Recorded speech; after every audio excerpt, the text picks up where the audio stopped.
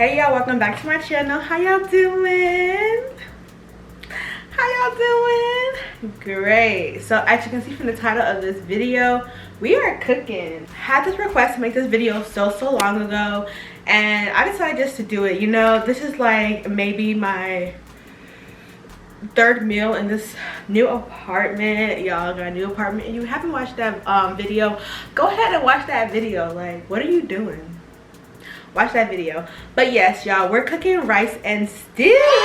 Honestly, we're just cooking stew for real, because rice is like self-explanatory, you know what I'm saying? Like, if you don't know how to cook rice at your big age, I don't know what you're doing. But we are making some stew, and this is my version of stew. This is like not the real our process stew. This is like a cute 30 minutes. Like, this is my bootleg stew. Very bootleg, like, but it's gonna taste awesome. So I already have everything prepped already behind me. I'm gonna show y'all in a minute, but don't forget to like, comment, and subscribe. Let's get into this video. Yeah, and let me know your favorite dish in the comments below. I was going to show y'all what I have prepped already, but I'm gonna bring it to you guys because I'm not trying to move the camera like that for real. So I went ahead and diced up, like, I diced up about 4 tomatoes, habanero peppers.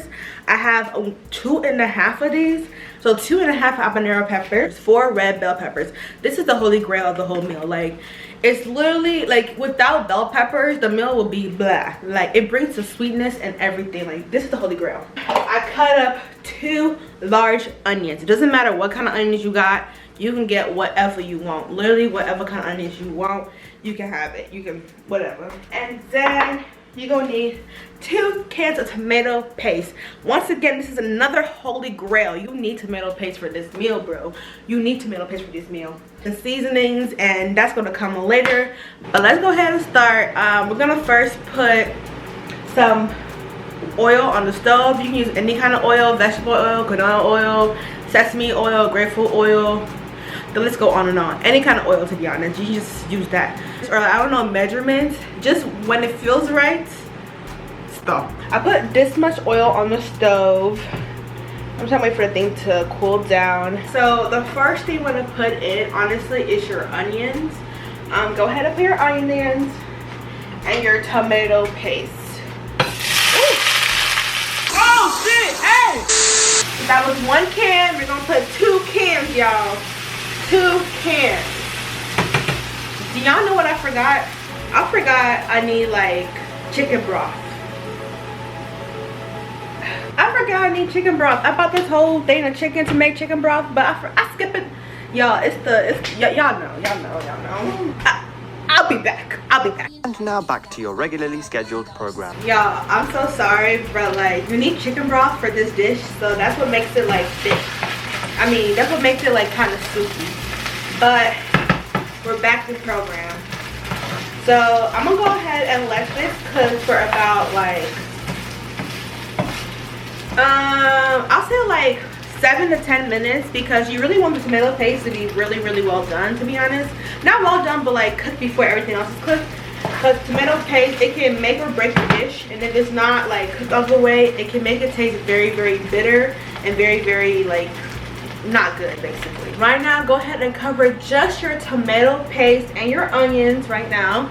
Cover it for about like 7 to 10 minutes, you know, low medium heat. Put a timer on this because I feel like y'all don't know how to make this. I know how to make this, so it's okay. I just know in my heart when it's ready to get checked on, so put a timer. But I'll go ahead and see y'all when it's time for the next step. Bye.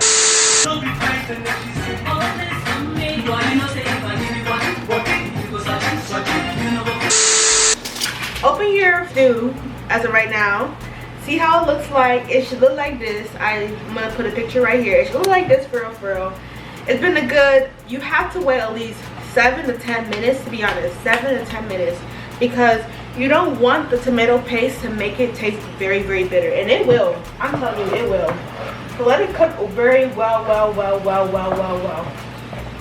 It's gonna also cook with the other ingredients, but the peppers and the tomatoes and the habanero peppers don't take too long to cook, to be honest, or get like softened.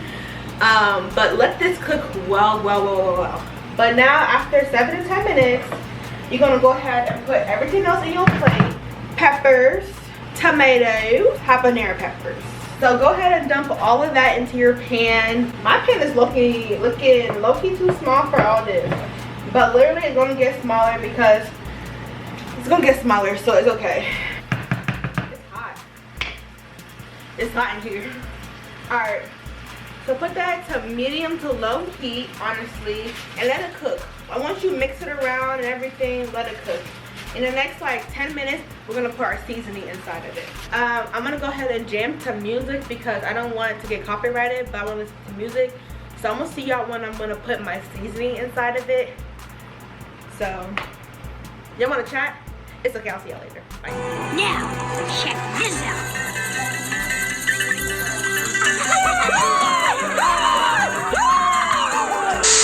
It's been a good, I would say, 10 minutes before the last clip, but literally don't forget to like rotate your meal, your stew periodically because you don't want it to just settle or whatever.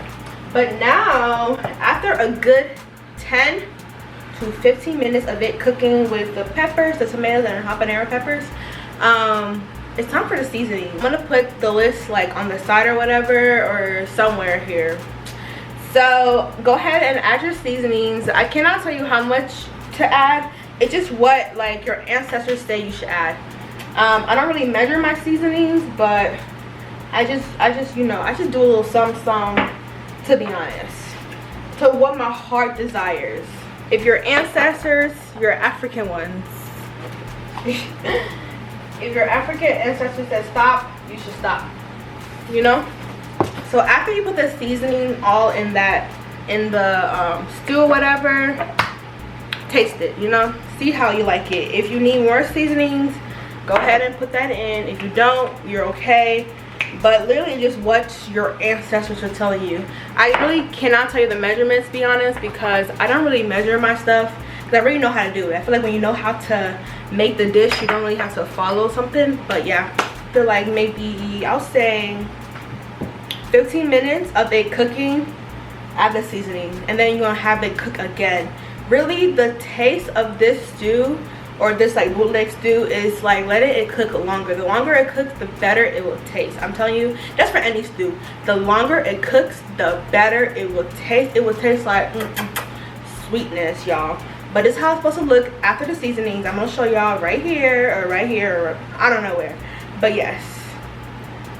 And then after that, you're gonna close it up again, let it simmer, let it cook, let it vibe for a good another, like I would say for real, another 15 minutes. This is not adding up to 30 minutes. Another 15 minutes. 15 minutes later. Alright, so now, hold on, let me pause this. Taste test your food. If it doesn't taste good right now, you know what I'm saying, something wrong. It just tastes good right now, because this tastes good already, to be honest. I'm not gonna lie. So now your stew, it should be cooking for a good, I want to say this is past 20 minutes. Past 20 minutes. So now you want to put your chicken broth in the substance, in the stew. This is literally the last ingredients that you need, your chicken broth. So I'll say, if I want to measure it for y'all, put like 1.5 cups. 1 cup of chicken broth, not 1 cup of chicken broth in the stew, just to make it like very stewy, or like I don't know, to make it stewy. But like go ahead and add 1 cup of chicken broth in it, and also roll it periodically. You don't want it shouldn't burn. It should burn a little bit, small, because regardless, stew was burned. But don't let it burn. The stew should look like this. I'm gonna show y'all. I don't know where, but I'm gonna show y'all. It should look like this. And after you put the chicken broth in it, you want it to cook for another like, I'll say 10 minutes. 11 minutes later. Let's do a taste test. Ooh.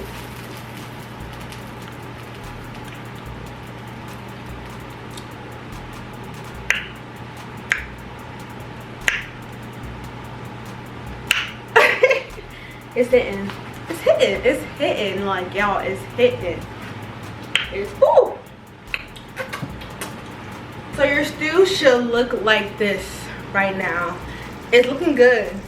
The fact that it looks dark and everything, it looks like, oof. It's been cooking. It's been sweet. It's been, oh, everything. Like I said, the longer it cooks, the better it will taste. My stew is done, so your stew should be done too.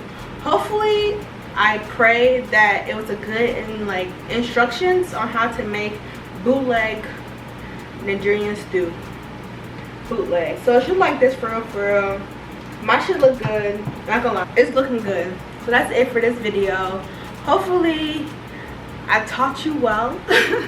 Hopefully, I spoke whatever. But yeah, that's it for this video. Don't forget to like, comment, and subscribe. I hope you guys enjoy this video. I'm not gonna lie, I can cook whatever I want me to make. I can cook it. I'm a chef. Everything I touch, everything I put my hands on is good as hell. Period. Bye.